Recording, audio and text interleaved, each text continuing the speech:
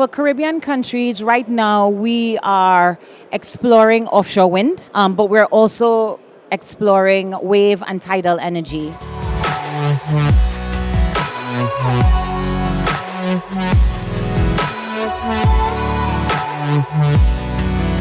So I am from the Caribbean Center for Renewable Energy and Energy Efficiency, CCREEE. It's a bit of a tongue twister, but our organization represents 21 Caribbean countries. We work within specifically the area of renewable energy. We are a member of the Caribbean community, known as CARICOM for short. And if you were to have an analogy, exactly what the European Union does for European countries, the CARICOM community does that for Caribbean member states. So I like to say that our main client is the governments that we serve. And definitely we know that renewable energy is the way of the future for the Caribbean. There's a certain amount of vulnerability living in small island states due to climate change and climatic disasters, but also vulnerability as it relates to the markets and fluctuating fossil fuel costs, etc.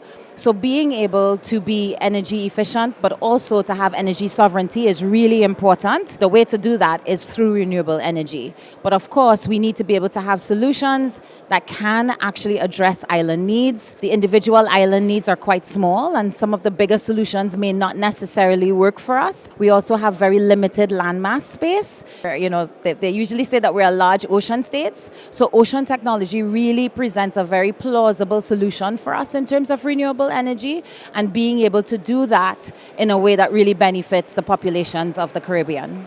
I also want to take the opportunity to say thank you to the European Union and the Global Gateway Investment Agenda for allowing us to be able to participate in this process. We are a contingent of Caribbean persons, so myself, we have a representative from the Organization of Eastern Caribbean States, as well as 5 Caribbean countries represented here at a very high level government level. So just wanted to say a heartfelt thank you, because without the EU, we would not have been able to be here today. So for Caribbean countries, right now we are exploring offshore wind, but we're also exploring wave and tidal energy.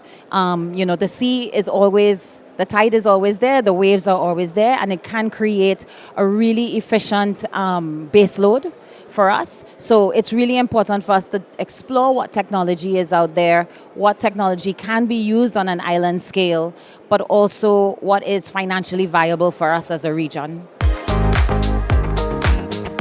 I think I have to say the event has been incredibly well organized.